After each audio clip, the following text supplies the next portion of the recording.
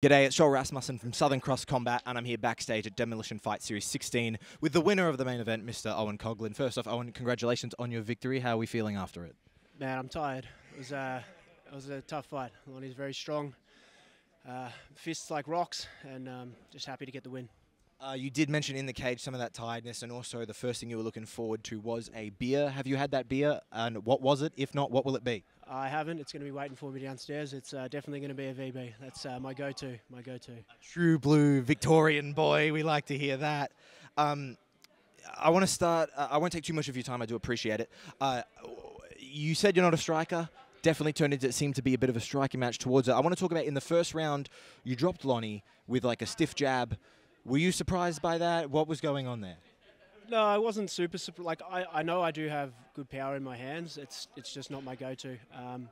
Look, he was very strong in the clinch. I got a couple of judo throws on him, and he was able to bounce straight back up. And once you start getting really sweaty, that clinch works very hard, and especially the judo throws. So I found a bit of range with the kicks, and that straight left was landing quite a lot. So I found a bit of range and got a bit of confidence with the striking in the second and third rounds. So and I felt him tiring a little bit. So I thought, why not go for it? As the fight continued on, at least from my perspective, it really seemed like you grew more confident out there. You grew a little bit more comfortable on the feet. It seemed like it, at least. You said to me before the fight, the game plan is to not to get hit too hard. I take it you didn't get hit too hard. Did you feel like getting more confident out there? Look, he did hit very hard, and that's what I was expecting. I expected him to come out hard. I expected him to swing a lot of hooks and a lot of overhands, and they came. And we've been practicing keeping the hands high, keeping the elbows nice and high, and trying to wear those and not eat them on the chin. And it seemed to work. We talked before the fight about how you love to compete and you love that competitive aspect.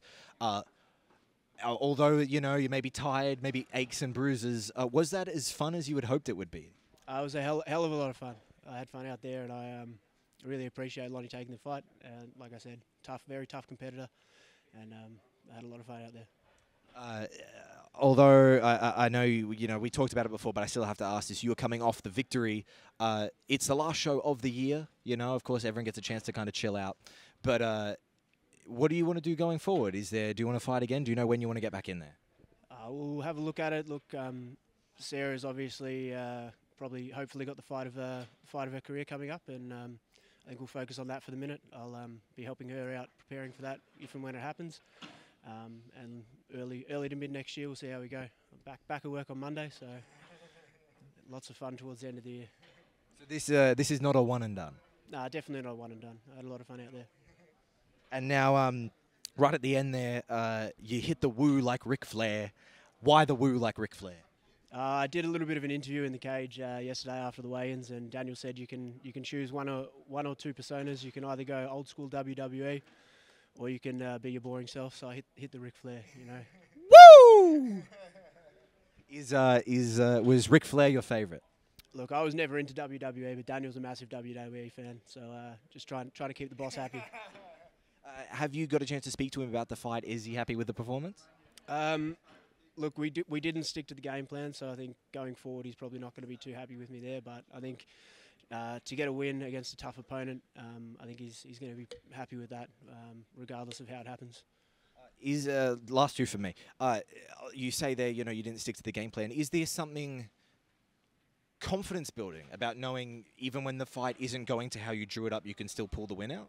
Yeah, for sure. I think I can have confidence that my striking is serviceable, if that's a nice way to put it. And if the takedowns aren't sort of going my way, then I can revert to something else. I've got different avenues to get the win.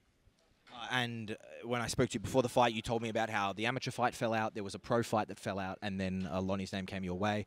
The pro fight that didn't end up happening, could that be a future opponent for you? I mean, potentially. I think the reason that fell out was he didn't want to fight a grappler for his pro debut. I think he was a Muay Thai guy, coming from a Muay Thai background, so understandably he doesn't want to fight a pure grappler. So we'll see what happens down the line. And who was that?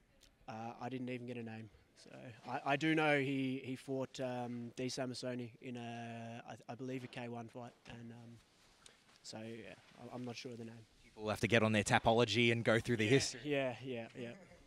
Owen, congratulations on the victory. The night belongs to you. Thank you so much for the time. Enjoy your victory, my friend. Thank you very much.